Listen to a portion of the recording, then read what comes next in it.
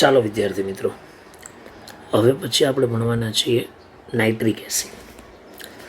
આમાં પણ હું JEE નીટ સાથેના મુદ્દાઓ કરાવવાનો છું. NCERT પણ આવી જશે અને જી નીટ માટેના મુદ્દા પણ આવી જશે. ચાલો સૌપ્રથમ નાઇટ્રિક એસિડનું બંધારણ આપણે જોઈ લઈએ. કયા ટાઈપનું નાઇટ્રિક એસિડનું બંધારણ છે? તો HO, પછી અહીંયા N, ડબલ બોન્ડ O, સવર્ગ બંધ O, 2 4 2 2 4 ને 2 6 ઇલેક્ટ્રોન. અહીંયા પ્લસ આવશે, અહીંયા માઇનસ આવશે. હવે આમાંથી નાનો MCQ બનાવી, ધારો કે તો એ MCQમાં નાઇટ્રોજનનું હાઇબ્રિડાઇઝેશન sp2 આવશે, બરાબર, અને ઓક્સિજનનું હાઇબ્રિડાઇઝેશન sp3 આવશે. ક્લિયર? તો આ એનું બંધારણ છે. ચાલો હવે પછી આપણે ટેક્સ્ટબુક બેઝ પર જઈએ. તો સૌ પ્રથમ પહેલાં એની બનાવટ. ચાલો કેવી રીતે નાઇટ્રિક એસિડ બનાવવામાં આવે છે એની આપણે ડિટેલમાં ચર્ચા કરીએ, બરાબર. ચાલો તો જોઈએ એમાં પહેલું લેબ મેથડ, પ્રયોગશાળામાં બનાવટ. તો પ્રયોગશાળામાં બનાવવા માટે તમારે એક કાચની વક્ર નળીમાં સોડિયમ નાઇટ્રાઇટ લઈ લેવાનું. સોડિયમ નાઇટ્રેટ, નાઇટ્રાઇટ નહીં, સોડિયમ નાઇટ્રેટ અથવા પોટેશિયમ નાઇટ્રેટ. એની તમારે કન્સન્ટ્રેશન H2SO4 સાથે પ્રક્રિયા કરવાની. અને પ્રક્રિયા કરશો ને એટલે એને HSO4 અને પ્લસ HNO3 મળશે, બરાબર. જો અહીંયા NaNO3ની જગ્યાએ KNO3 લીધું હોય તો અહીંયા NaHSO4ની જગ્યાએ KHSO4 મળે. તો આ હતી લેબ મેથડ. પ્રયોગશાળામાં HNO3ની બનાવટ. આ પહેલી પદ્ધતિ છે. હવે બીજી પદ્ધતિ છે ને એ થોડી પરીક્ષાની દ્રષ્ટિએ પણ ઇમ્પોર્ટન્ટ પદ્ધતિ છે. બીજી પદ્ધતિ જોઈએ, અને એ પદ્ધતિનું નામ છે ઓસ્વાલ્ડની પદ્ધતિ. ચાલો તો જોઈએ ઓસ્વાલ્ડની પદ્ધતિ કઈ રીતે ઓસ્વાલ્ડ એ HNO3 બનાવે છે. તો તમારે શું કરવાનું? પહેલા તબક્કામાં એમોનિયાનું ઉદ્દીપકીય ઓક્સિડેશન કરવાનું. ઓક્સિડેશન એટલે O2 અને ઉદ્દીપકીય ઓક્સિડેશન એટલે પ્લેટિનિયમ રહોડિયમ RH. આને છે ને સંયુક્ત રીતે ગોઝ ઉદ્દીપક કહેવાય, બરાબર. અને એની 500 કેલ્વિન તાપમાને 9 બાર દબાણે પ્રક્રિયા કરવાની છે, બરાબર. 9 બાર દબાણે એટલે તમને નાઇટ્રિક ઓક્સાઇડ મળશે. પહેલાં શું મળશે? Nitric oxide. હવે આને બેલેન્સ કરી દેજો તમે. હું અહીંયા ડાયરેક્ટ લખી દઉં છું બેલેન્સિંગ, બરાબર. તો અહીંયા આવશે 4 અને અહીંયા આવશે 6. નાઇટ્રિક ઓક્સાઇડ બન્યો. હવે આ નાઇટ્રિક ઓક્સાઇડ છે ને તરત જ ઓક્સિજન સાથે જોડાઈને નાઇટ્રોજન ડાયોક્સાઇડ બનાવશે. એટલે NO plus O2 reversible equation NO2 gas ફોર્મમાં બનશે, બરાબર. જો કે NO પણ ગેસ ફોર્મમાં જ હોય. એટલે આ રીતે આપણને નાઇટ્રોજન ડાયોક્સાઇડ મળશે, બરાબર. હવે ઉત્પન્ન થયેલો જે નાઇટ્રોજન ડાયોક્સાઇડ છે એ નાઇટ્રોજન ડાયોક્સાઇડ જ્યારે પાણીની અંદર દ્રાવ્ય કરવામાં આવે ત્યારે HNO3 અને પ્લસ NO બને છે. નાઇટ્રોજન ઓક્સાઇડ પાણીમાં દ્રાવ્ય થઈ અને HNO3 શું કરે છે? બનાવે છે, બરાબર. અહીંયા પણ તમે બેલેન્સ કરી શકો 3 અને અહીંયા કેટલા આવશે? 2. હવે જરાક સાંભળજો કે આ પ્રક્રિયામાં ઉત્પન્ન થયેલો જે નાઇટ્રોજન ઓક્સાઇડ છે એટલે કે નાઇટ્રિક ઓક્સાઇડ. એ નાઇટ્રિક ઓક્સાઇડનું પુનઃચક્રણ થાય છે. બરાબર, પુનઃચક્રણ થવું એટલે રિસાયકલ થવું, એ ફરીથી પ્રક્રિયામાં વપરાય. બરાબર.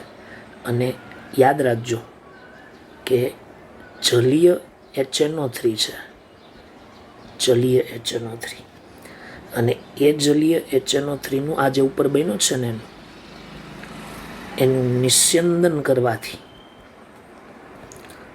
લગભગ 68% સાંદ્રતાવાળો સાંદ્ર HNO3 બને છે. બરાબર. અને જો તમારે હજી વધારે સાંદ્ર બનાવવું હોય, બાકીનું પાણી કાઢી નાખવું હોય, બરાબર, તો તમારે તેનું H2SO4 દ્વારા જો નિર્જલીકરણ કરવામાં આવે તો લગભગ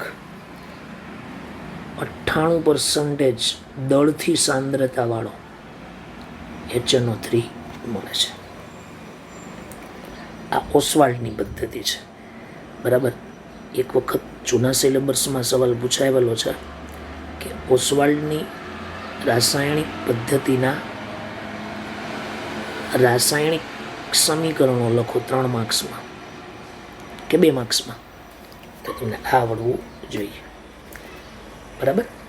પછી બીજી આમાં એક JEE વાળી વાત, જો કે દ્રાવણો ચેપ્ટરમાં આવે છે કે 68% સાંદ્ર HNO3 છે ને, બરાબર, એ યાદ રાખજો કે મહત્તમ ઉત્કલન બિંદુ ધરાવતું એજિયોટ્રોપિક દ્રાવણ છે. આ એજિયોટ્રોપિક દ્રાવણ એ તમને દ્રાવણ ચેપ્ટરમાં ભણાવવામાં આવશે અથવા ભણી ગયા હશો. બરાબર. તો આ છે ઓસ્વાલ્ડની પદ્ધતિ. પછી એક બીજી પદ્ધતિ છે બ્રિનલેન્ડ પદ્ધતિ, પણ હવે એની ચર્ચા આપણે અહીંયા કરવાની નથી કેમ કે એ બહુ એટલું બધું ઇમ્પોર્ટન્સ નથી. બરાબર. તો આ હતું નાઇટ્રિક એસિડની બનાવટ. ઓકે, ચાલો હવે મિત્રો જે અહીંથી શરૂ થાય છે ને એ બધું યાદ રાખવાનું છે. બરાબર. એટલે દરેક વિદ્યાર્થીઓ બરાબર સમજે વ્યવસ્થિત રીતે. અને હવે હું JEE નીટ બેઝ પર ચલાવું છું. ચોપડીના મુદ્દાઓ સાથે આવી જશે, પણ જે હું લખાણ અહીંયા કરવાનો છું અથવા જે સમજાવવાનો છું એ JEE નીટ બેઝ પર હું તમને સમજાવવાનો છું. બરાબર. ચાલો તો જોઈએ ગુણધર્મો. તો ગુણધર્મમાં છે ને આપણે પહેલાં એની ફિઝિકલ પ્રોપર્ટી જોઈ લઈએ. એટલે પહેલું આપણે ચર્ચા કરીએ છીએ ભૌતિક ગુણધર્મો. ચાલો, તો કયા ટાઈપના એના ભૌતિક ગુણધર્મો હોય? રેડી? ચાલો, પહેલું એ છે ને રંગવિહીન હોય. બીજું પ્રવાહી સ્વરૂપમાં મળે. ત્રીજું તીવ્ર વાસવાળું પ્રવાહી છે. બરાબર. અને એક એક્સ્ટ્રા પ્રોપર્ટી હું તમને કહું જે ટેક્સ્ટ બુકમાં નથી, કે અશુદ્ધિવાળો જો HNO3 હોય ને, તો આ શુદ્ધિવાળા HNO3 ને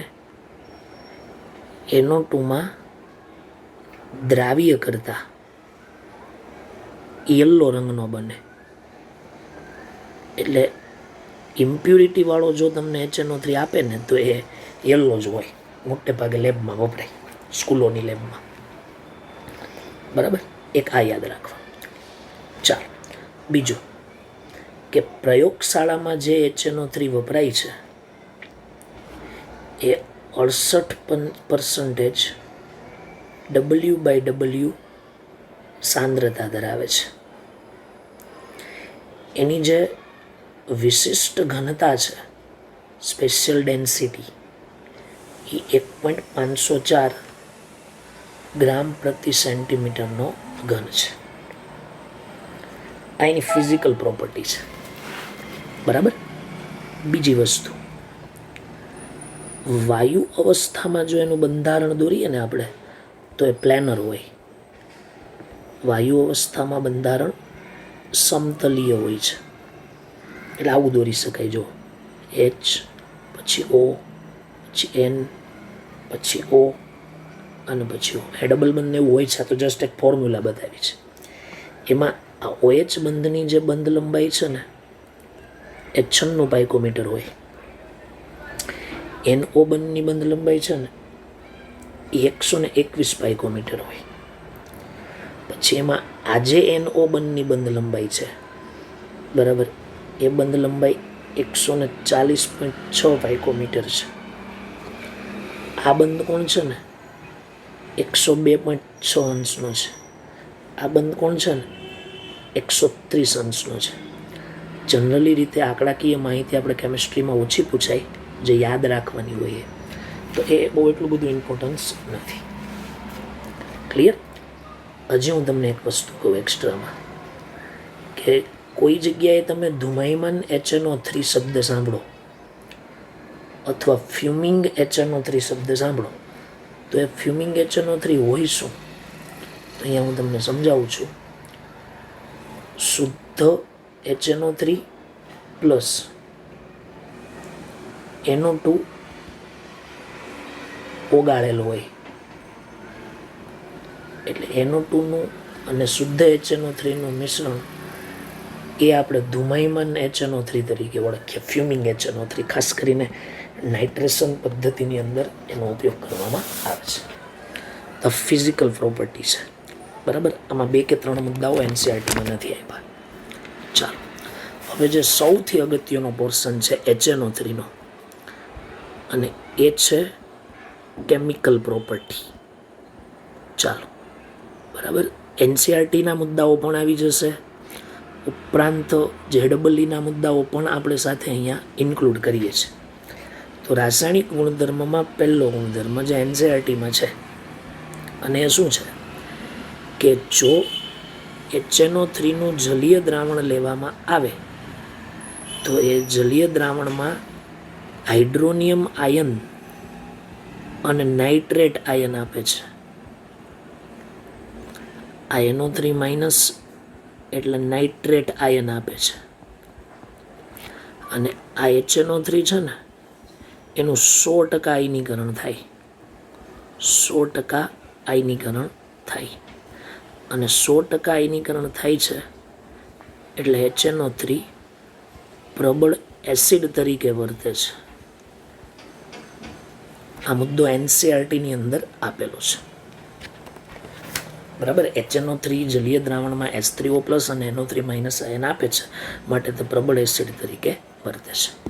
ઓકે, ચાલો હવે બીજો ગુણધર્મ જે NCERTમાં નથી પણ આપણે ચર્ચા કરવી ખૂબ જ અગત્યની છે, અને એ છે એની એસિડિક પ્રોપર્ટી, એટલે એસિડિક ગુણધર્મ બરાબર. તો જોઈએ શું છે. તો પહેલું કે HNO3માં એક OH બંધ છે, એટલે એક H ને જે તોડે એટલે એ પ્રબળ મોનોબેઝિક એસિડ છે.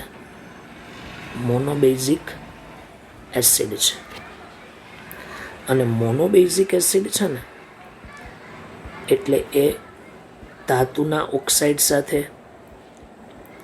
પછી આ ઉપરાંત ધાતુના હાઇડ્રોક્સાઇડ સાથે, આ ઉપરાંત કેટલીક ધાતુના કાર્બોનેટ અને કેટલીક ધાતુના બાયકાર્બોનેટ સાથે પ્રક્રિયા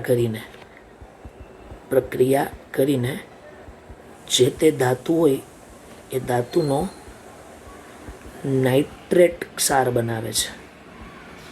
ધાતુનો નાઇટ્રેટ ક્ષાર બનાવે છે. આના ઇક્વેશનો બહુ એટલા બધા અગત્યના નથી, પણ પૂછાય તો તમને આવડવું જોઈએ. ચાલો એક એક્ઝામ્પલની આપણે ખાસ ચર્ચા કરીએ. એક એક્ઝામ્પલ જોઈએ. દાખલા તરીકે તમને કેલ્શિયમ ઓક્સાઇડ આપ્યો, અને મેં તમને એમ કીધું કે આની HNO3 સાથેની પ્રક્રિયા છે, તો પછી કેલ્શિયમનો નાઇટ્રેટ બને, અને આમાં પાણીનો અણુ છૂટો પડે. ઇક્વેશન બેલેન્સ તમે કરી શકો. દાખલા તરીકે તમને એમ કહેવામાં આવે સોડિયમ બાયકાર્બોનેટ, અને એની HNO3 સાથેની પ્રક્રિયા કરો, તો સિમ્પલ છે, સોડિયમ નાઇટ્રેટ બનશે, અને આ કાર્બોનેટ છે ને એને હિસાબે CO2 પણ છૂટો પડશે. એવી રીતના બાયકાર્બોનેટના હિસાબે. હવે દાખલા તરીકે બાયકાર્બોનેટ છે અને એની HNO3 સાથે પ્રક્રિયા કરવામાં આવે તો NaNO3 પ્લસ H2O અને પ્લસ CO2 આવે. આ NCERTમાં નથી આપેલી આ પ્રોપર્ટી, છતાં પણ આપણે થોડી ચર્ચા એની કરી છે. ઓકે, ચાલો. ત્રીજી પ્રોપર્ટી પણ NCERTમાં નથી. સાંદ્ર HNO3 છે ને એ ડિસ્કમ્પોઝ થાય છે, વિઘટન પામે. શું પામે છે? વિઘટન. કેવી રીતે? દાખલા તરીકે સાંદ્ર HNO3 અને એ સાંદ્ર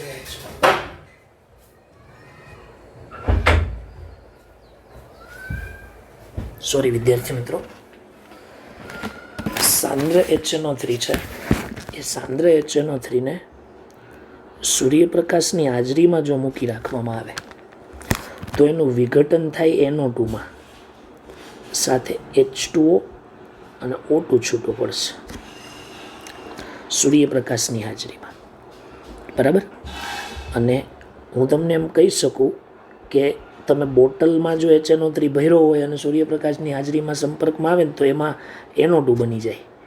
એટલે ખાસ યાદ રાખજો, વિઘટન અટકાવવા માટે એને છે ને ખાસ કરીને બ્રાઉન કલરની બોટલમાં રાખવામાં આવે. બ્રાઉન કલરની બોટલમાં મૂકવામાં આવે છે જેથી એનું વિઘટન અટકી જાય છે. બરાબર? આ એની વિઘટન પ્રોપર્ટી છે. બ્લેક કલરની બોટલ પણ હોય મોટે ભાગે, પણ જનરલી રીતે બ્રાઉન કલરની બોટલ હોય છે. બરાબર? તો આ મુદ્દો પણ NCERTમાં નથી. રેડી? ચાલો, હવે ચોથો મુદ્દો, સૌથી અગત્યનો મુદ્દો અને સૌથી લાંબો મુદ્દો. બરાબર? બહુ બધી માહિતીઓ તમારે આમાં યાદ રાખવી પડશે. બરાબર? એટલે જરાક સમજજો. અને એ છે ઓક્સિડેશન કર્તા તરીકેનો ગુણધર્મ. HNO3 છે ને, સાંદ્ર HNO3, કોઈ પણ HNO3 હોય, એ ઓક્સિડેશન કર્તા તરીકે વર્તે છે. શું કામ? કારણ કે એમાં નાઇટ્રોજનની ઓક્સિડેશન અવસ્થા +5 હોય. +5 હોય એટલે નાઇટ્રોજનની જે ઓક્સિડેશન અવસ્થાની રેન્જ છે એ -3 થી +5 સુધીની છે. તો +5થી વધારે ઓક્સિડેશન થવાનું જ નથી, એટલે એ રિડક્શન જ પામે. એટલે એ વર્તે શેની તરીકે? ઓક્સિડેશન કરતા તરીકે. બરાબર?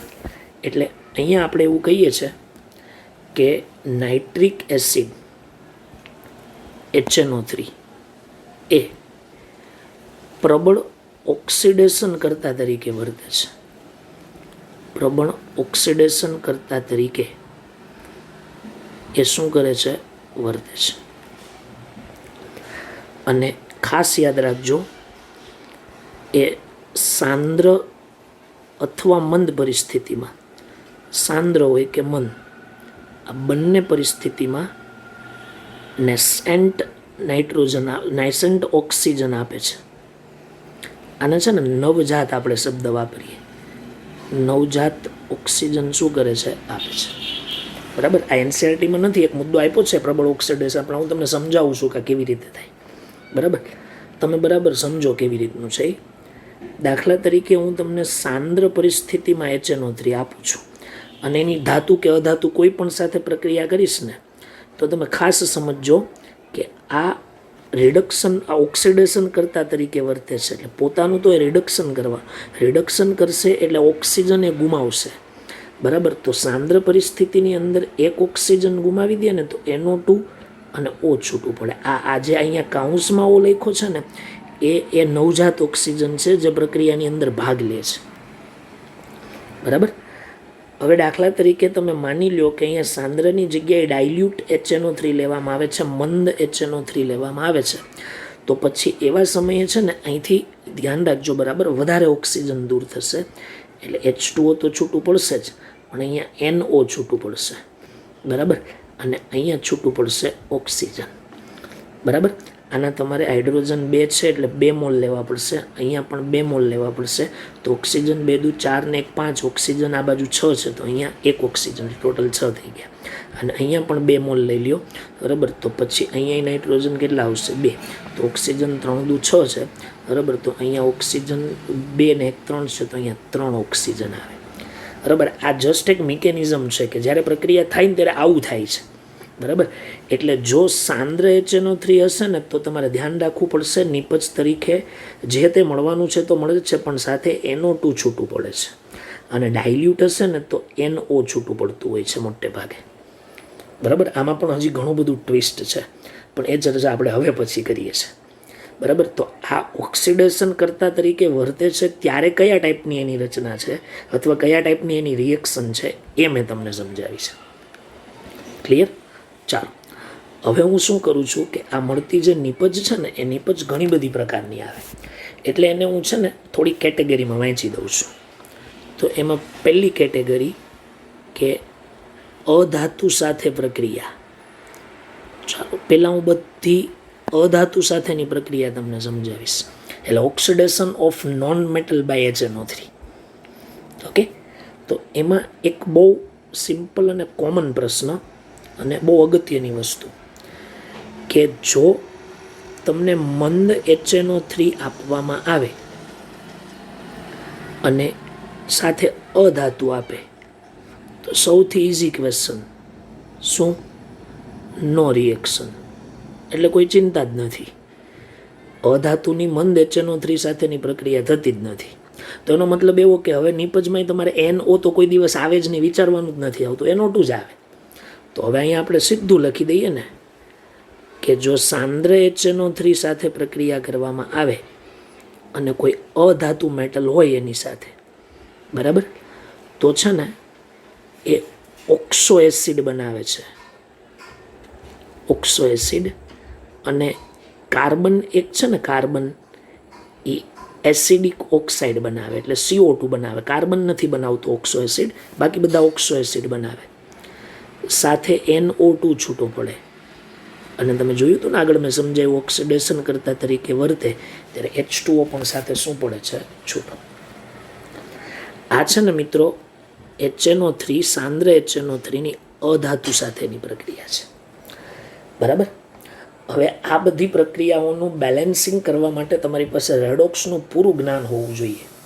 જો તમને રેડોક્સ નહીં આવડતું હોય ને તો તમારા માટે આ ટોપિક કોઈ કામનો નથી. એટલે પહેલાં રેડોક્સ તૈયાર કરવું પડશે. હું એનો એકદમ શોર્ટ મેપ તમને અહીંયા સમજાવું છું તમારે યાદ રાખવા માટે. પછી આપણે 1-2 રિએક્શનનો ચોપડીની જે છે એ બેલેન્સ કરીશું, બાકી તમે જાતે બેલેન્સ કરજો, બરાબર. તો ચાલો એનો એક મેપ તમને અહીંયા હું બનાવી દઉં, સમજો. દાખલા તરીકે આયોડિન અધાતુ લેવામાં આવે, કાર્બન લેવામાં આવે, ફોસ્ફરસ લેવામાં આવે, સલ્ફર લેવામાં આવે. બધી NCERT ટેક્સ્ટબુકમાં છે. હવે મંદ HNO3 સાથે તો પ્રક્રિયા કરતું નથી, એટલે હું એની સાંદ્ર HNO3 સાથેની પ્રક્રિયા તમને કરાવું છું. તો પછી એવા સમયે જો આયોડિન હશે ને તો ઓક્સો એસિડ બનાવશે આયોડિક એસિડ, HiO3. નામ તમે યાદ રાખજો, આયોડિક એસિડ.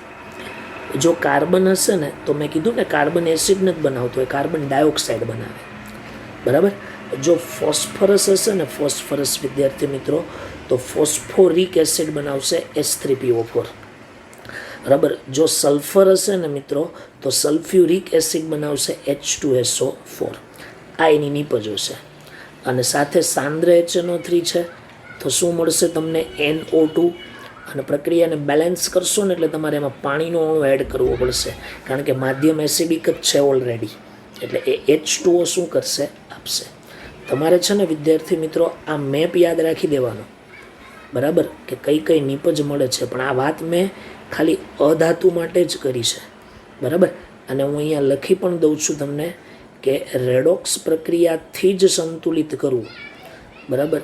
રેડોક્સ પ્રક્રિયાથી જ સંતુલિત કરવું, કારણ કે આના સંતુલિત કરવાના તમે આંકડા જોશો ને તો 48 ને 20 ને એવા બધા આંકડાઓ છે આગળ, જે કોઈ દિવસ બેલેન્સિંગ સાદી બેલેન્સિંગથી થાય જ નહીં તમારાથી, બરાબર. એટલે આ રીતે એનું બેલેન્સિંગ તમારે કરવાનું, બરાબર. ચાલો, આ NCERTમાં આપેલું છે. હવે થોડીક વાત હું તમને બીજી પણ કરું કે ધારો કે અર્ધધાતુ લેવામાં આવે, સ્પેશિયલી રેફરન્સ બુકોનો સહારો લઈને કહું તો આર્સેનિક અને એન્ટીમની જેવી અર્ધધાતુ હોય તો પછી અહીંયા પણ હું તમને કહું છું આર્સેનિક અને એન્ટીમની જેવી જો અર્ધધાતુ લેવામાં આવે તો એ પણ મંદ HNO3 સાથે પ્રક્રિયા કરતું જ નથી, બરાબર. સાંદ્ર HNO3 સાથે એ પ્રક્રિયા કરે છે, બરાબર, અને એસિડ બનાવે છે આગળની જેમ જ H3ASO4, બરાબર છે, અને અહીંયા બનાવશે H3SbO4, બરાબર. તો આ ધ્યાનમાં રાખવાનું છે વિદ્યાર્થી મિત્રો. આને છે ને આર્સેનિક એસિડ કહેવાય, આર્સેનિક એસિડ, બરાબર. અને આને છે ને વિદ્યાર્થી મિત્રો એન્ટીમોનિક એસિડ કહેવાય, એન્ટીમોનિક એસિડ. ક્લિયર? અને સાંદ્ર HNO3 છે એટલે શું આવવાનું છે? NO2, અને બેલેન્સિંગ રેડોક્સની રીતે કરશો એટલે શું આવશે? H2O, બરાબર. તો આ જે પોઈન્ટ છે ને એ NCERTમાં નથી, અને જો પૂછાઈ જાય તો આપણને ન આવડે, એટલે આ મેં તમને અહીંયા સમજાવ્યું. ક્લિયર? હવે એકાદું ઇક્વેશન આપણે ઉપરના જે 4 સમીકરણો જોયા ને એમાંથી એક સમીકરણ આપણે બેલેન્સ કરીએ એટલે જેથી તમને થોડો ખ્યાલ આવે. દાખલા તરીકે તમારી પાસે સલ્ફર 8 છે, સલ્ફર શું છે? 8, બરાબર. પછી તમે અહીંયા સાંદ્ર HNO3 લ્યો છો, બરાબર. એટલે અહીંયા આપણે લખી દઈએ છીએ કન્સન્ટ્રેશન HNO3, બરાબર. અને પછી આપણે અહીંયા એને બેલેન્સ કરવા માટે અહીંયા શું બનાવવાના છીએ? H2SO4. તો આ H2SO4 અને સાથે સાંદ્ર છે એટલે શું મળવાનું છે? NO2, બરાબર. હવે બેલેન્સિંગ કરીએ તો પહેલાં સલ્ફર અહીંયા 8 છે ને, તો સલ્ફર અહીંયા 8 કરી દઈએ. નાઇટ્રોજન અહીંયા 1 છે તો નાઇટ્રોજન અહીંયા 1 છે. બાકીના તત્વને આપણે બેલેન્સ હમણાં નહીં કરીએ. જેના ઓક્સિડેશન આંક ચેન્જ થવાના છે ને એના જ એ જ તત્વોને આપણે બેલેન્સિંગ મેં પહેલાં કર્યા, બાકી મેથડ તમે અલગ વાપરી શકો. તો અહીંયા સલ્ફરનો ઓક્સિડેશન આંક 0 છે, અહીંયા નાઇટ્રોજનનો ઓક્સિડેશન આંક +5 છે, અહીંયા સલ્ફરનો ઓક્સિડેશન આંક +6 છે, બરાબર. એક સલ્ફરનો, અને આગળ એને 8 વડે ગુણ્યા છે, બરાબર. એટલે ટોટલ ઓક્સિડેશન આંક 48 થશે, અને અહીંયા નાઇટ્રોજનનો ઓક્સિડેશન આંક +4 છે. હવે તમે વિદ્યાર્થી મિત્રો જરાક નોંધ કરો જો તો તમને ખ્યાલ આવશે કે 0માંથી 48 છે એટલે 48નો વધારો થયો વિદ્યાર્થી મિત્રો. વધારો થયો એટલે ઓક્સિડેશન થયું, ઓક્સિડેશન થયું એટલે સલ્ફર વર્તે શેની તરીકે? રિડક્શન કરતા તરીકે, બરાબર. આપણે તો એ સાબિત કરવાનું છે કે HNO3 ઓક્સિડેશન કરતા છે. અહીંયા સલ્ફરનો ઓક્સિડેશન નાઇટ્રોજનનો ઓક્સિડેશન આંક 5 છે, અહીંયા 4 છે, એટલે અહીંયા એકનો શું થયો? ઘટાડો. ઘટાડો એટલે શું લખાય? રિડક્શન. રિડક્શન એટલે શેની તરીકે વર્તે? ઓક્સિડેશન કરતા તરીકે. હવે અહીંયા 1 છે ને અહીંયા 48 છે, તો આપણે સમજી શકીએ દરેક વિદ્યાર્થી મિત્રો કે મારે આને 48 વડે શું કરવું પડે? મલ્ટીપ્લાય કરવું પડે. તો પછી અહીંયા હું એને 48 વડે મલ્ટીપ્લાય કરું છું. હવે 48 વડે મલ્ટીપ્લાય કરીશ ને, બરાબર, એટલે હાઇડ્રોજન ઓક્સિજન ખાસ ચેન્જ થવાના છે, બરાબર. તો પછી હાઇડ્રોજન ઓક્સિજનને જો તમે ચેન્જ કરવા જાઓ, બરાબર, તો તમે સમજી શકો કે અહીંયા 48 હાઇડ્રોજન છે. કેટલા હાઇડ્રોજન છે? 48, બરાબર. અને અહીંયા હાઇડ્રોજન દો તો 8 દુ 16 છે, તો હજી 32 હાઇડ્રોજન ઘટે છે. તો નિયમ અનુસાર 32 પાણીના અણુ ગોઠવવા પડે. ઓકે, તો અહીંયા ઓક્સિજન 16, 48 ગુણ્યા 2 કરો ને આ બધા ઓક્સિજનનો હિસાબ મારો, એટલા જ ઓક્સિજન અહીંયા થશે. તો આપણે ખાલી એક ઇક્વેશનથી જોઈ શકીએ છીએ કે આટલો મોટો આંકડો ક્યારેય સામાન્ય રીત બેલેન્સિંગથી થવાનો નથી. તો હોમવર્કની અંદર તમારે આયોડિન, કાર્બન અને ફોસ્ફરસનું બેલેન્સિંગ કરવાનું. એક વખત જો તમે બેલેન્સિંગ આનું કરી લેશો ને મોઢે, બરાબર, એટલે તમને કોઈ પ્રોબ્લેમ થશે નહીં, બરાબર. તો આ થઈ ગયું અધાતુ સાથેની અને અર્ધધાતુ સાથેની પ્રક્રિયા, બરાબર. એટલો બધો મોટો પોઈન્ટ નથી. ચાલો, હવે જેમાંથી ખાસ MCQ પૂછાય છે એ ટોપિક સ્ટાર્ટ કરું છું, અને એ છે ધાતુ સાથેની પ્રક્રિયા. શેની પ્રક્રિયા? ધાતુ સાથેની, બરાબર વિદ્યાર્થી મિત્રો. તો આપણે હવે પછી જોઈશું HNO3ની ધાતુ સાથેની પ્રક્રિયા. અત્યાર સુધી ખાલી આપણે સાંદ્ર HNO3 સાથે જ પ્રક્રિયા કરેલી, અને એ શું કામ સાંદ્ર HNO3 સાથે કરેલી? કારણ કે અધાતુ છે ને એ મંદ HNO3 સાથે પ્રક્રિયા કરતું જ નથી, અને મંદ HNO3 સાથે પ્રક્રિયા નથી કરતું એટલા માટે આપણે એ ચર્ચા ધ્યાનમાં રાખીએ છીએ, બરાબર. તો હવે જોઈએ છે ધાતુ સાથે પ્રક્રિયા. તો ચાલો આમાં પણ હું અમુક મુદ્દાઓ વ્યવસ્થિત રીતે અલગથી જ તમને આખો ટોપિક સમજાવવાનો છું, બરાબર. તો ચાલો એમાં પહેલી ચર્ચા કે જે નોબલ એલિમેન્ટ છે, નિષ્ક્રિય ધાતુ, અને એમાં લેવાની છે ગોલ્ડ, એયુ અને પ્લેટેનિયમ. આના સિવાયની લગભગ મોટા ભાગની ધાતુ, અમુક ધાતુ હજી બીજી છે એટલે મેં લગભગ શબ્દ વાપર્યો છે, મોટા ભાગની જે ધાતુ છે, બરાબર, એ નાઇટ્રિક એસિડ, જો આમાં મેં મંદ અને સાંદ્ર એવો કોઈ ઉલ્લેખ નથી કર્યો એટલે બધે સાથે પ્રક્રિયા કરે અને છે ને મિત્રો જુદી જુદી નીપજ બનાવે છે, બરાબર, જુદી જુદી નીપજ બનાવે છે. અને આ નીપજને મેં પ્રતિક્રિયાત્મકતાના આધારે, ધાતુની પ્રતિક્રિયાત્મકતાના આધારે, બરાબર, આધારે 3 કેટેગરીમાં મેં વહેંચી દીધી છે, 3 વર્ગમાં. અને હું શું કરું છું, વર્ગીકૃત કરું છું, બરાબર. એનસીઆરટીમાં આવું નથી ક્યાંય, બરાબર. એટલે તમારે એનસીઆરટીના પોઈન્ટ હવે ધાતુ માટે જાતે શોધી લેવાના, અંદર આપેલા જ છે. તો એમાં હું પહેલી કેટેગરી લઈ લઉં, ચાલો પહેલી કેટેગરી.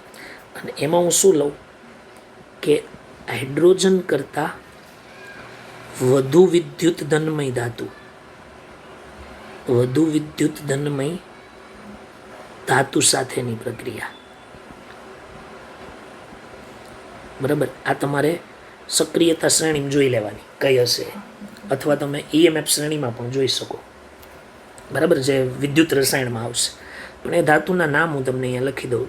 સોડિયમ છે, પોટેશિયમ છે, કેલ્શિયમ, મેગ્નેશિયમ, હા એલ્યુમિનિયમ, પછી છે Mn, પછી છે Zn, પછી છે Cr, પછી કેડમિયમ, પછી Fe, cobalt, nickel, tin, lead, antimony, બરાબર, વગેરે. એન્ટીમોની વિશે વાત તો આપણે આગળ કરી ગયા ને, બરાબર, એટલે એની ચર્ચા અહીંયા આપણે નથી લેતા, બરાબર. ચાલો હવે શું થાય સાંભળજો કે જ્યારે આ ધાતુ સાથે પ્રક્રિયા કરે ને ત્યારે આ પ્રક્રિયામાં જેમ કેમ પેલું હાઇડ્રો ઓક્સિજન મળેલો, બરાબર, એમ અહીંયા છે ને નેસ્કન્ટ હાઇડ્રોજન મળે છે.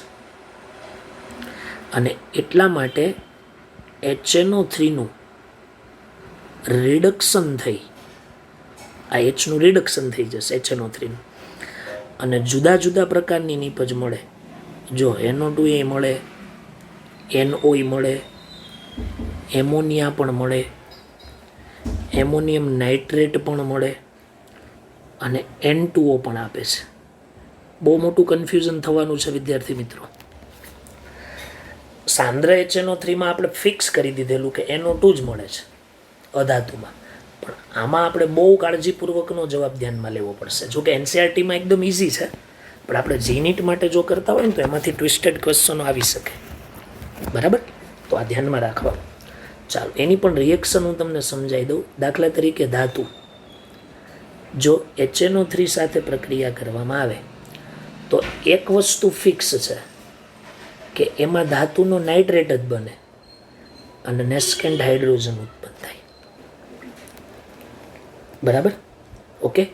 હવે આ જે નેસ્કેન્ટ હાઇડ્રોજન છે, નવજાત હાઇડ્રોજન, એ HNO3નું રિડક્શન કરશે અને રિડક્શન કરી અને રિડ્યુસિંગ નીપજ આપે. એટલા ઉપર જે મેં લખી છે ને એ, અને સાથે H2O છૂટું પડશે. હવે હું તમને ખાસ વસ્તુ અહીંયા કહી દઉં છું કે રિડક્શન નીપજનો આધાર ધાતુના નાઇટ્રેટ તો મળવાના જ છે, ફિક્સ છે, પણ આ NO2 મળશે, NO મળશે, NH3 મળશે, NH4NO3 મળશે કે N2O મળશે, એનો આધાર જો આ 4-5 બાબતો પર છે. એક તમે કઈ ધાતુ લ્યો છો એના પર. અત્યારે તો આપણે વધુ વિદ્યુત ધનમય લીધી છે. બીજું તમે એસિડની સાંદ્રતા પર, કેવો એસિડ લ્યો છો એના પર.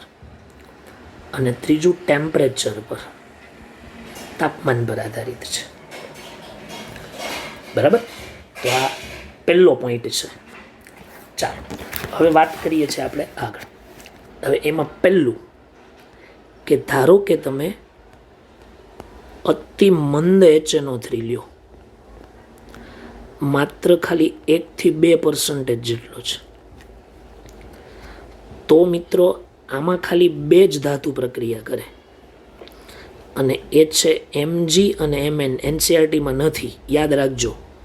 બરાબર, 2 times HNO3 પ્રક્રિયા કરે છે. અહીંયા હું ડાયરેક્ટ જ ઇક્વેશન લખું છું, તમે બેલેન્સ રેડોક્સની રીતે કરજો. જો કે આને રેડોક્સની રીતે બેલેન્સ નહીં કરો તો ચાલશે, એકદમ ઇઝી છે. MgNO3 ટ્વાઇસ અને H2, આમાં H2 મળ્યો, અતિ મંદ સ્વરૂપમાં છે ને, બરાબર, એટલે એમાંથી હાઇડ્રોજન પ્રાપ્ત થયો આપણને. ઓકે, આ અતિમંદ, આ 2 જ ધાતુ, માત્ર અહીંયા હું કાઉન્સમાં લખી રાખું છું, માત્ર Mg અને Mn 2 જ ધાતુ, બીજી કોઈ ધાતુ માટે આવી રિએક્શનો નથી. ચાલો, ક્લિયર. વધુ અતિમંદ HNO3 હોય ને, બરાબર, ત્યારે વધારે રિડક્શન થાય અને વધારે હાઇડ્રોજન પ્રાપ્ત થાય, એટલે H2 સ્વરૂપે આપણને શું થાય છે, મળે છે. ઓકે, ચાલો. ધારો કે તમને JEEની અંદર ઠંડુ અને મંદ HNO3 આપેલું હોય. જો હું પેલા મંદ લઉં છું ને એમાં પણ 2 કેટેગરી લઉં છું, કોલ્ડ એન્ડ ડાયલ્યુટ. આની પછી હું લેવાનો છું હોટ એન્ડ ડાયલ્યુટ. બરાબર, NCERTમાં આવું ક્લિયરિફિકેશન નથી, એટલે તમે જો ખાલી ગુજરાત બોર્ડ માટે યાદ રાખતા હો, નીટવાળા વિદ્યાર્થીઓ માટે એટલું બધું ડિટેલમાં નથી આવતું, પણ JEE બેઝ પર આ બહુ ધ્યાન રાખવું પડે. તો પછી આમાં હું તમને એમ કહું છું, બરાબર, કે જો તમે ઠંડા અને મંદ HNO3 સાથે પ્રક્રિયા કરતા હો તો એમાં હું તમને ખાસ કહી દઉં કે જે વધુ રિએક્ટિવ ધાતુ છે ને, વધુ પ્રતિક્રિયાત્મક ધાતુ, જેવી કે મેગ્નેશિયમ છે, ટીન છે, પછી આ ઉપરાંત Zn પણ લઈ શકાય, બરાબર, પછી આ ઉપરાંત Fe પણ લઈ શકાય. આ બધી ધાતુ જે છે એ ધાતુ HNO3માંથી એમોનિયમ નાઇટ્રેટ આપે, એમોનિયમ નાઇટ્રેટ. ચાલો, એટલે હવે ધ્યાન એટલું રાખવાનું, નાઇટ્રેટ ક્ષાર તો મળે જ, પણ હવે શું મળવાનો છે, એમોનિયમ નાઇટ્રેટ. નાઇટ્રેટ ક્ષાર plus ammonium nitrate plus H2. એટલે આપણે આનું કોમન ઇક્વેશન લખવું હોય ને તો જો આવું લખાય, આ ધાતુ, પછી ઠંડુ અને મંદ HNO3, અને પછી લખી શકાય ધાતુ nitrate plus ammonium nitrate plus H2O. બરાબર, આના ઇક્વેશન પણ રેડોક્સની રીતથી જ બેલેન્સ કરવાના. હું તમને એનો એક મેપ બતાવી દઉં. Zn છે, Sn છે, Fe છે. ચાલો, એની ઠંડા અને મંદ HNO3 સાથે મેં રિએક્શન સ્ટાર્ટ કરી છે. તો એવા સમયે Zn હશે તો ZnNO3 ટ્વાઇસ, Sn હશે તો SnNO3 ટ્વાઇસ, Fe હશે તો FeNO3 ટ્વાઇસ. સાથે શું મળવાનું છે, એમોનિયમ નાઇટ્રેટ પ્લસ H2O. બરાબર, તો જો તમે ખાલી આ યાદ રાખો એટલે તમારી રિએક્શન બેલેન્સ થઈ જાય. પણ ભૂલ કરવાની નથી વિદ્યાર્થી મિત્રો, ઠંડુ અને મંદ HNO3 છે, બરાબર, અને આમાં છે ને એક અપવાદ છે, અપવાદ, અને એ અપવાદ છે લેડ. બરાબર, લેડમાં શું થાય છે કે આ NH4NO3 છે ને, NH4NO3 ને બદલે NO મળે છે, ઠંડુ અને શું આવશે, મંદ HNO3 ની કન્ડિશન. બરાબર, તો આ ઠંડુ અને મંદ HNO3. ચાલો, હવે એની પછી છે ત્રીજી કેટેગરી, એ છે ગરમ અને સાંદ્ર HNO3. ગરમ અને સાંદ્ર HNO3. બરાબર, તો જોઈએ એમાં શું છે. તો વિદ્યાર્થી મિત્રો, જ્યારે ધાતુની ગરમ અને સાંદ્ર HNO3 સાથે પ્રક્રિયા કરવામાં આવે ત્યારે ધાતુ નાઇટ્રેટ તો મળે જ છે, પ્લસ N2O મળે છે. બરાબર, અને પ્લસ શું છૂટું પડશે? H2O. બરાબર. આ ગરમ અને સાંદ્ર સ્વરૂપમાં લીધું હોય ને તો બરાબર, પણ શું કામ આવું થાય હું તમને કહું. હકીકતમાં વિદ્યાર્થી મિત્રો, એક મિસ્ટેક થઈ ગઈ છે. બરાબર, H2O તો મળે જ છે, પણ અહીંયા ગરમ અને સાંદ્ર નથી લેતો હું. બરાબર, અહીંયા હું લઉં છું ગરમ અને મંદ. હજી મંદવાળી જ કન્ડિશન ચાલે છે. બરાબર, એટલે આપણે સુધારો કરીએ છીએ એમાં. અહીંયા લખી દઈએ છીએ ગરમ અને મંદ HNO3. અહીંયા પણ લખી દઈએ મંદ. આમાં એમોનિયમ નાઇટ્રેટ જ મળે, NH4NO3 જે છે ને એ જ મળે, પણ એ NH4NO3નું વિઘટન થઈ જાય અને N2O બને. તો તમને એવો પ્રશ્ન પૂછી નાખે કે એમોનિયમ નાઇટ્રેટ NH4NO3નું વિઘટન કરવામાં આવે અથવા એનું ગરમ કરવામાં આવે તો શું મળે? તો N2O મળે. આવો પ્રશ્ન પૂછાણો છે JEE-માં. એમોનિયમ નાઇટ્રેટ છે, એમોનિયમ નાઇટ્રેટ NH4NO3, નાઇટ્રાઇટ નથી, NH4NO2 નથી, NH4NO3 છે. ચાલો, ક્લિયર? હવે આમાં પણ તમે કોઈ પણ ઇક્વેશન લખી શકો. હું તમને બે ઇક્વેશન બતાવું. ZnMg પ્લસ ગરમ અને મંદ HNO3 લઈ લે. કોઈ પણ ધાતુ લઈ શકાય. આમાં આપણે જે આગળ વાત કરી છે ને બધી ધાતુ તમે લઈ શકો. એમાં લખીશું નાઇટ્રેટ એટલે Zn ની +2 એટલે ZnNO3 ટ્વાઇસ, Mgની ઓક્સિડેશન અવસ્થાએ +2 એટલે MgNO3 ટ્વાઇસ, પ્લસ શું મળશે? N2O અને પ્લસ શું મળશે? H2O. બેલેન્સિંગ તો તમે રેડોક્સની રીતે કરી શકો. તો આ મંદવાળી કન્ડિશન હતી ને કમ્પ્લીટ થઈ ગઈ. બરાબર, મંદવાળી કન્ડિશન ક્લિયર. ચાલો, હવે આપણે ચોથું જોઈએ છે અને એ છે સાંદ્ર HNO3 સાથે. સાંદ્ર HNO3 સાથે પ્રક્રિયા. તો આ પણ તમને ખબર જ હશે કે ધાતુના નાઇટ્રેટ ક્ષાર બનાવે, NO2 બનાવે ને H2O બતાવે. તો એમાં પણ તમે થોડું યાદ રાખવું હોય તો યાદ રાખી શકો. ધાતુ પ્લસ સાંદ્ર HNO3. બરાબર, ચાલો સાંદ્ર શું લઈ લઈએ? HNO3. તો શું મળશે? ધાતુ નાઇટ્રેટ ક્ષાર પ્લસ શું મળવાનું? NO2 અને પ્લસ શું મળશે? H2O. ક્લિયર? બરાબર. આમાં છે ને એક અપવાદ છે, એક અપવાદ, અને એ છે ટીન. ટીન છે ને એની તમે જો સાંદ્ર HNO3 સાથે પ્રક્રિયા કરો ને તો નાઇટ્રેટ નથી મળતો. શું મળે છે ખબર? H2SNO3. આ એક પ્રકારનો એસિડ બન્યો, મેટાસ્ટેનિક એસિડ કહેવાય આને, મેટાસ્ટેનિક એસિડ. અથવા ને આમ પણ લખેલું આવે છે SNO2 × H2O પ્લસ NO2 અને પ્લસ શું આવશે? H2O. તો સાંદ્ર HNO3 સાથે પ્રક્રિયા સમજાવી છે. હવે આપણી ટેક્સ્ટબુકમાં એક મુદ્દો આનો સાંદ્ર HNO3 સાથેનો લીધેલો છે, એટલે હું તમને અહીંયા સાથે અલગથી લખાવું છું, તમે જરાક સમજજો. ક્રોમિયમ, લોખંડ, નિકલ અને એલ્યુમિનિયમ, આના જેવી જે ધાતુ છે ને એ ધાતુને સાંદ્ર HNO3 સાથે પ્રક્રિયા કરવામાં આવે. પ્રક્રિયા કરતા એ સાંદ્ર HNO3માં પ્રક્રિયા જ નથી કરતી, દ્રાવ્ય જ નથી થતી. શું કામ નથી થતી? કારણ કે જ્યારે એ પ્રક્રિયા કરીને નાઇટ્રેટ બનાવવું જોઈએ ને એની જગ્યાએ એની સપાટી પર ઓક્સાઇડનું સ્તર આવી જાય, ઓક્સાઇડનું સ્તર બનાવી નાખે. એટલે આપણી ટેક્સ્ટબુકમાં ક્રોમિયમ અને એલ્યુમિનિયમ જ આપી છે. ક્રોમિયમ અને શું આપી છે? એલ્યુમિનિયમ. પણ હું Fe અને Ni પણ તમને કહું છું. સાંદ્ર HNO3 સાથે પ્રક્રિયા કરતું નથી. ચાલો, ક્લિયર? ઓકે, એટલે આ વસ્તુ બરાબર ધ્યાનમાં રાખવાની. આમાં ક્રોમિયમ હોય તો ક્રોમિયમ ઓક્સાઇડ Cr2O3 બને, Fe હોય ને તો Fe3O4 બને, નિકલ હોય તો Ni2O3 હોય ને એલ્યુમિનિયમ હોય ને તો Al2O3 હોય છે. બરાબર, એટલે એની ઉપર સપાટી ઉપર એવું આવરણ બની જાય. સોરી, Niમાં NiO આવશે. બરાબર, તો આ હતી હાઇડ્રોજન કરતાં વધુ વિદ્યુત ધનમય. બરાબર, ક્લિયર? ચાલો, હવે પછી આગળ વધીએ છીએ અને એ છે બીજી કેટેગરી.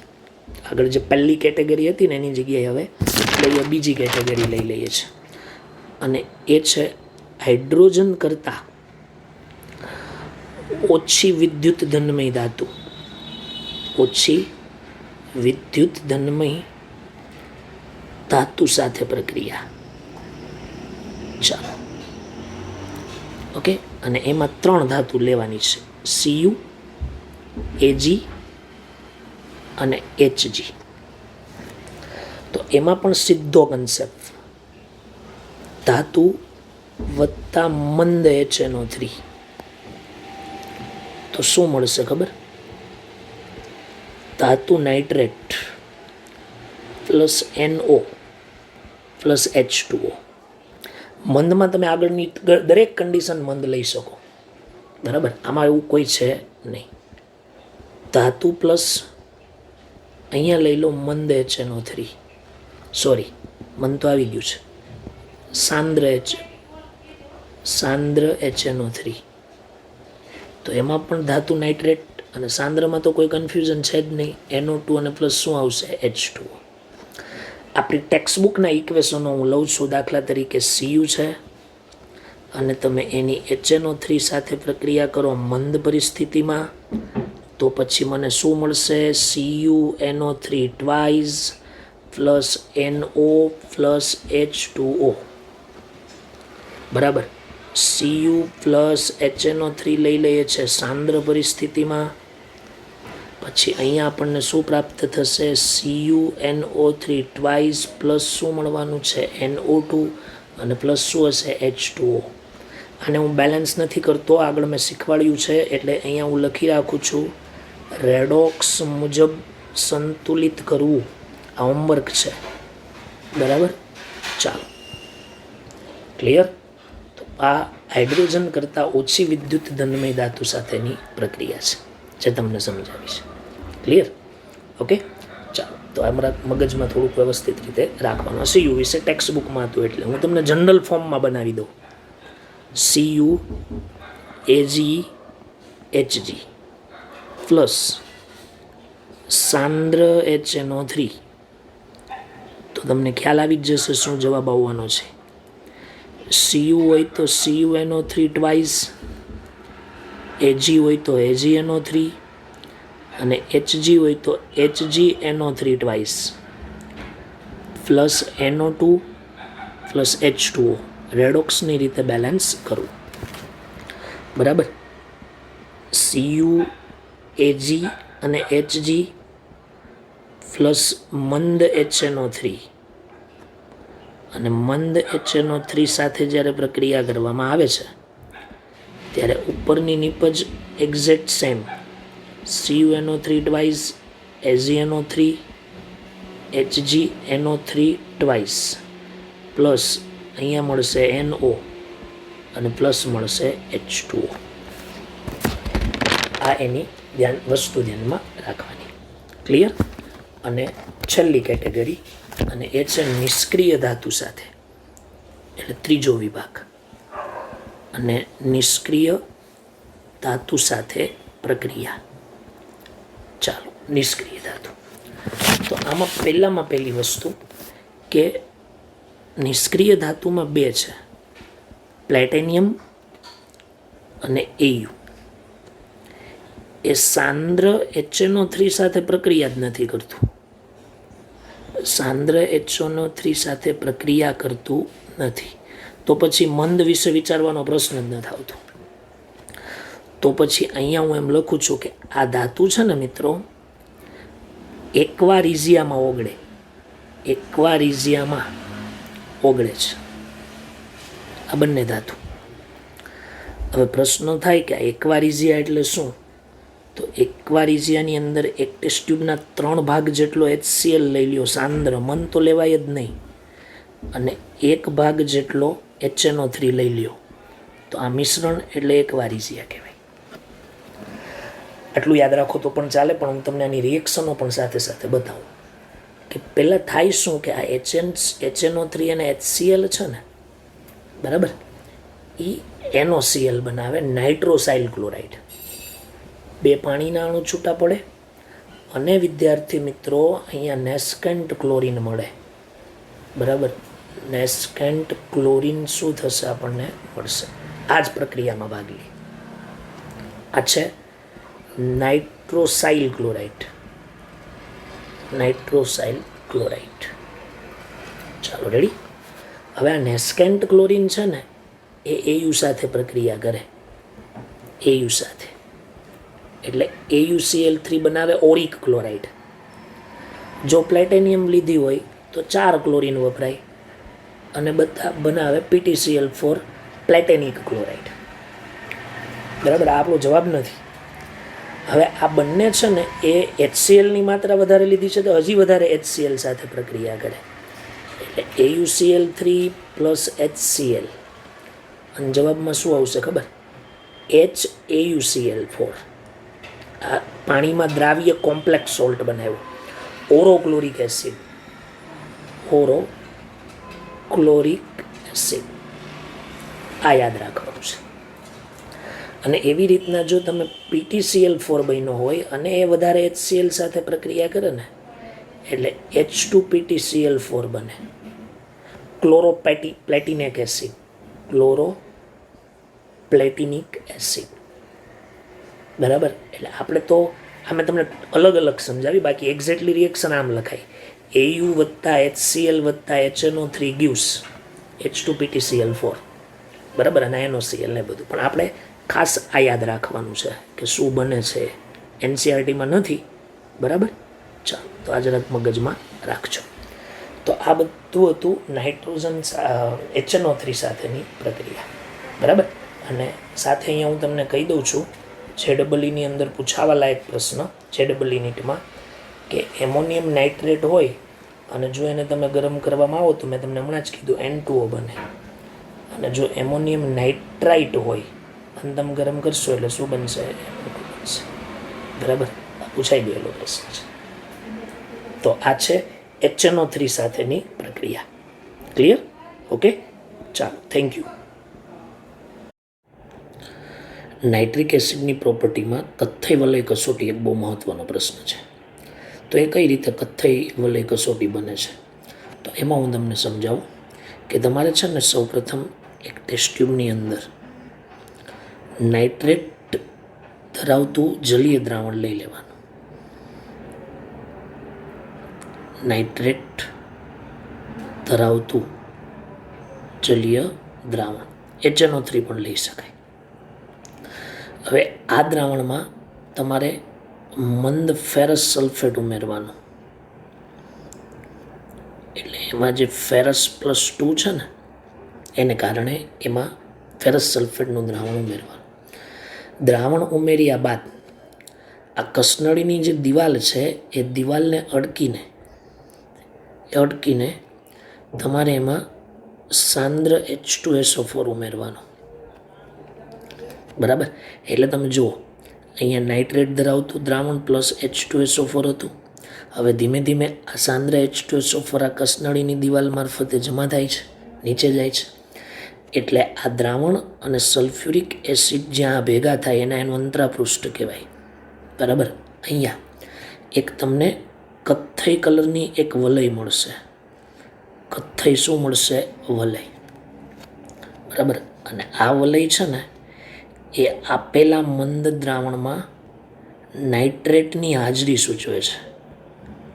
બરાબર, તમને જે દ્રાવણ આપ્યું છે ને એ દ્રાવણમાં નાઇટ્રેટની શું સૂચવે છે? હાજરી.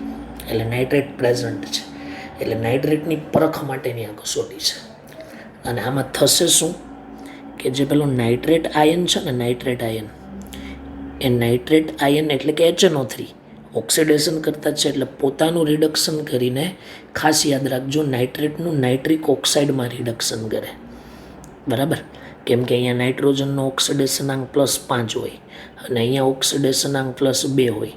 બરાબર, એટલે 5માંથી 2 થયા. બરાબર, એટલે 3નો શું થયો? ઘટાડો. ઘટાડો એટલે શું થયું કહેવાય? રિડક્શન. વર્તે શેની તરીકે? ઓક્સિડેશન કરતા તરીકે. ક્લિયર? પણ આ કેટલું રિડક્શન થશે ને એ આ Fe+2ની કેપેસિટી પર આધાર રાખે. Fe+2ની ક્ષમતા પર શું કરે છે? આધાર રાખે છે. ક્લિયર? તો હવે એનું આપણે ઇક્વેશન જોઈએ કેવી રીતનું છે. દાખલા તરીકે મારી પાસે NO3- છે. હવે આનો ઋણાયન લીધો છે એટલે FeSO4માંથી તમારે Fe+2 જ લેવાનો. બરાબર, માધ્યમ એસિડિક છે, H2SO4 ઉમેરો, પછી આપણે બેલેન્સ કરીશું. ઓકે, પછી અહીંયા લખી શકાય NO, પછી Fe+2નું ઓક્સિડેશન થાય Fe+3માં. બરાબર. ચાલો, અહીંયા નાઇટ્રોજનનો ઓક્સિડેશનાંક +5 છે, અહીંયા +3 છે, સોરી +2 છે. અહીંયા Feનો ઓક્સિડેશનાંક +2 છે, અહીંયા +3 છે. હવે રિએક્શન આપણે બેલેન્સ કરીએ તો 5માંથી 2 છે ને, તો એ 3નો ઘટાડો થશે. 3નો ઘટાડો થાય ને એટલે રિડક્શન તરીકે વર્તે, રિડક્શન થાય, ઓક્સિડેશન કરતા તરીકે વર્તે. અને +2માંથી +3 છે, બરાબર, એટલે 1નો વધારો છે. અને 1નો વધારો થાય એટલે ઓક્સિડેશન પ્રક્રિયા થઈ કહેવાય. તો હવે આને મારે મલ્ટીપ્લાય 3 કરવા પડે, તો આને હું 3 વડે અહીંયા મલ્ટીપ્લાય કરી દઉં છું. તો અહીંયા પણ શું લખી શકાય? 3. હવે વીજભાર જોવો જોઈએ તમે, અથવા ઓક્સિજનની સંખ્યા જુઓ તો ઓક્સિજનની સંખ્યા અહીંયા 3 છે, અહીંયા ઓક્સિજનની સંખ્યા 1 છે. બરાબર. તો પછી ઓક્સિજન 2 ઘટે છે, તો પછી એવા સમયે 2 પાણીના અણુ એડ કરો. તો હાઇડ્રોજન 2 × 2 4 થયા, માધ્યમ એસિડિક છે, 4 ટાઈમ્સ H+ એડ કરો. રેડી? બરાબર છે. હવે આજે આપણું નાઇટ્રિક ઓક્સાઇડ છે, એ નાઇટ્રિક ઓક્સાઇડ આ Fe+ જે સંકીર્ણ બનાવે છે ને, એ સંકીર્ણ સાથે પ્રક્રિયા કરે. એટલે Fe અને H2 એક સંકીર્ણ બનાવે, અને એ સંકીર્ણ આવું છે. Fe કૌંસમાં H2O 6 ટાઈમ્સ, અને અહીંયા +2 છે. બરાબર. પ્લસ અહીંયા NO આપણું આ જે નાઇટ્રિક ઓક્સાઇડ છે એ. હવે એ પ્રક્રિયા કરી અને આપણને શું આપશે? Fe H2O 5 times NO. આ NOમાં થોડું કન્ફ્યુઝન રહેશે, કેમ કે NO તટસ્થ પણ છે, પણ આ છે ને હું ધન વીજભાર લખું છું ઉપર, અને ઉપર +2 મળશે, અને પ્લસ આવશે H2O.